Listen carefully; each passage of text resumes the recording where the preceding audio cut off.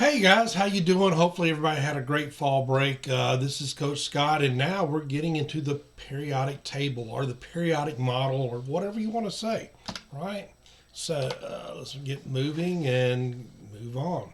So a lot of you guys have some problems with electronic configuration, and I get that. I think after we get to the periodic table, you'll have a better understanding. Now, if you recall from quantum mechanics, right?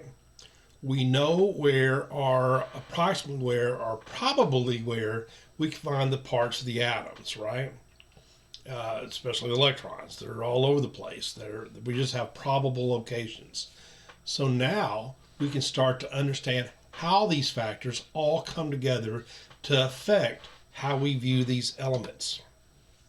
Now, we can look at them as individual yet interacting chemicals, and we're able to group them based not only on their properties they present when they're by themselves, when they're just the elements, but also the properties when they expose themselves to other elements or compounds, or how they react with each other. So that is a really cool picture, isn't it? That's the pillars of creation. So the periodic table of elements contains physical and chemical information about every element that matter can be made of in the universe. Now those are, like I said, are the pillar of creations, and that's part of the Eagle Nebula, right? And what it is a cloud of interstellar gases 7,000 light years from Earth, made up of the same gaseous elements that we find on the periodic table here on Earth. All right, the elements are the elements are the elements. Now, this is a little side note. They no longer exist. All right, they were destroyed by a supernova around 6,000 years ago. But we're going to be able to see it for about another 1,000 years. So, why is one of the most useful tools ever created by humans called the periodic table? Why do I have them on each of your desk? Why do I have that linked into your class notebooks and your teams? Why did I give you a copy of it, right? Why do I allow you to use them on tests? Because it is the most useful tool in chemistry. All right. So when scientists were organizing the known elements, they noticed certain patterns of chemical and physical behavior kept repeating themselves periodically. All right. So lithium, sodium, potassium, right? If you look on a periodic table, you will notice that they're in the first group or the first column there, right? They're shiny metals, and they react violently in water. And we'll see that on some videos and talk about it. Now, if you look all the way over to the left, there's helium and neon, argon, krypton, xenon, radon, all these. These are very stable gases, right? And we've looked at those in some of our labs, right? Those patterns were so predictable that Dmitri Mendeleev, he's the scientist who formulated the periodic law, or the model.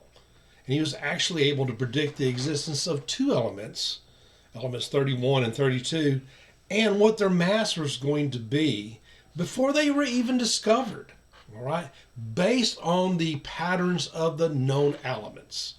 They were discovered like 5-7 years after he formulated his periodic model. They were gallium and germanium, right? Now, this model was, Mendeleev did all of his work before he even knew that there was a proton, neutron, or electron. They had no idea what was going on, right? And you can see that, okay, he had these two unknowns here. That's what these two things were right there. They were unknown to anybody, right? Those two right there. Pause for a minute and just this is where I can write. So this is where germanium and gallium are. Now, this is where they should be. And they should have had the same properties. Notice his was a little different than what we're used to looking at, right? But you got fluorine, chlorine, bromine, iodine right there. Lithium, sodium, potassium, rubidium, cesium, Those were all and he did it according to his properties, right? Now, he argued that the elemental properties were periodic functions of their weights, of their atomic masses. Now, we know a little bit more about those subatomic particles because he didn't know that there was such a thing as a proton, neutron, electron. So he knows that these elemental properties are periodic functions, not of their weights, but of their number, the atomic number. So now we list these atoms in the periodic table in rows based on their number of protons. We give them a number according to their number of protons. So the periodic table as we know it today is made up of rows and columns. The rows are in the periodic table. We call those periods, right? So we've got the first, second, third, fourth, fifth, sixth, and seventh period. The groups are sometimes, we call these families, but groups is more traditional, and they're both accepted. So we can use those interchangeably. I'll try to say groups. So there's the periodic table, right? You've got seven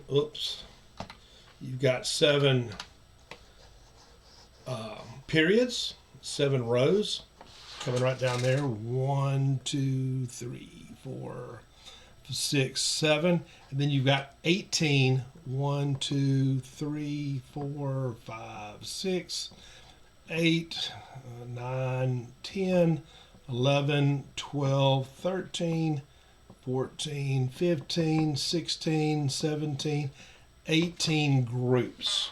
Now you might see on this one, you guys might see some A's and B's. Those are from an old naming system, which we don't really use anymore. So just remember 18 groups. So let's have a little question here. Whoop, I went too quick. The elements in the periodic table are arranged from left to right in order of increasing what? Pause the video. And of course the answer should be, well, the number of protons and electrons. Yeah, because protons and electrons in a neutral element are the same. What is the atomic number for the element in period 3, group 16? Period 3, group 16. That should be what the number, the atomic number should be 16. It should be A, and it is. What's the atomic number for the element in period 5, group 3? That should be B, 39. All right, we're going to pause for a minute, and if you click on this little the URL right there, you will see a really cool song, and we're going to play it right now. Okay, here we go.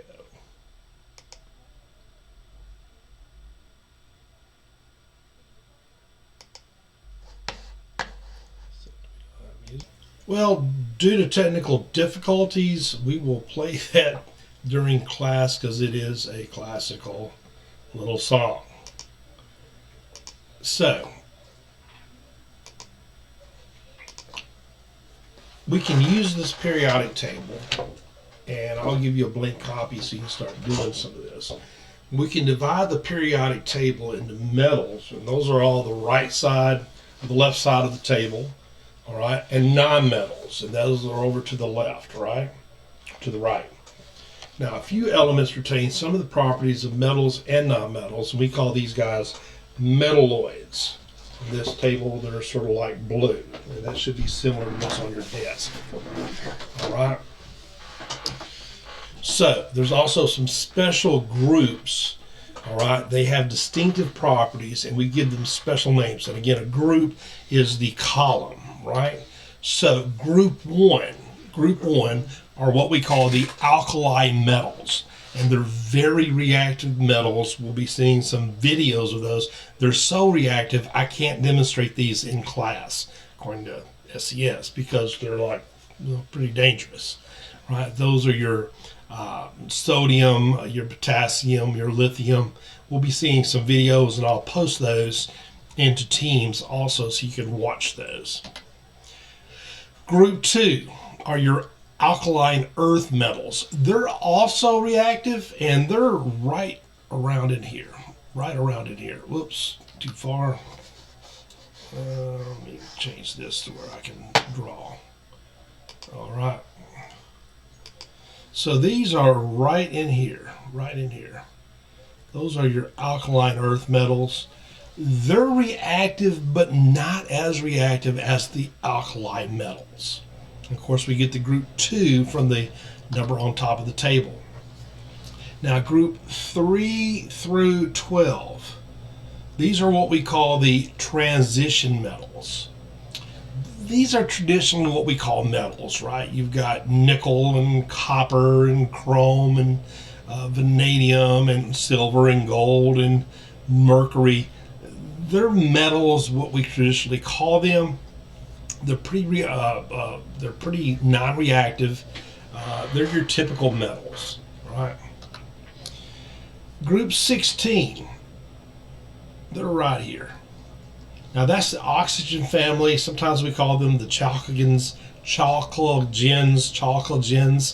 and why I don't know, but and that's becoming more accepted, so we can call those Chalcogens and be okay with it. Or you can just call it the oxygen family, and that'd be fine too. Group 17, that's another very important group. These are the halogens.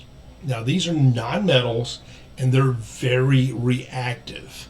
You got your fluorine, your chlorine, your bromine, and your iodine. Again, very reactive non-metals. Group 18, some of you may remember this from 8th grade, previous times. These are your noble gases. Pretty much inert.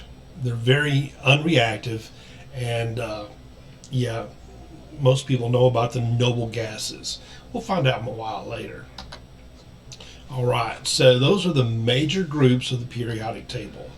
All right, you've got your alkali metals, group 1, your alkali earth metals, group 2.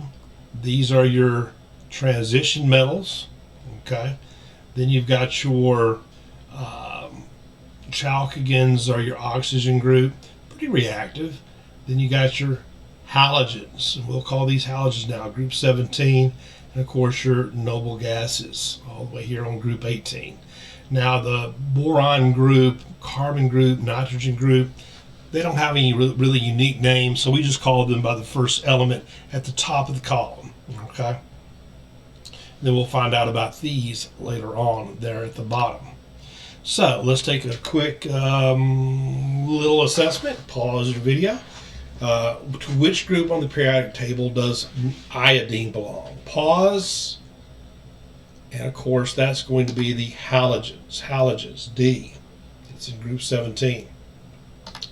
To which group on the periodic table does neon belong? Pause your video. And you should jump up and say, that's C, noble gases, all the way over to the right. To which on the group periodic table, to which group on the periodic table does fluorine belong?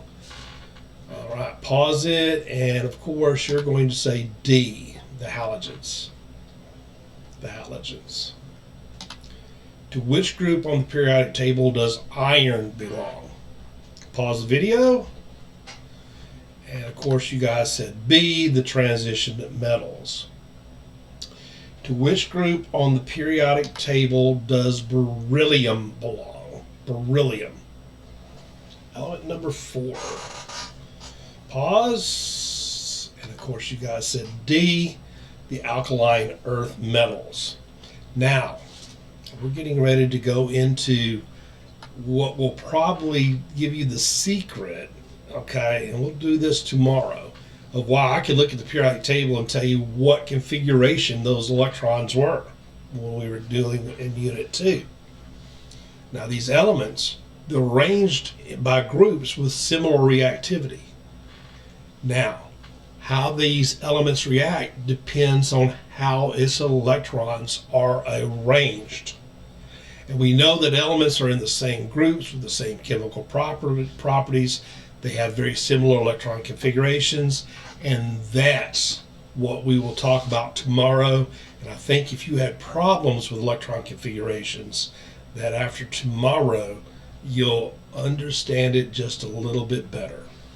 Okay, so this is Coach Scott coming back from fall break. Hopefully, everybody had a wonderful one, and I will see you guys on Monday. Bye.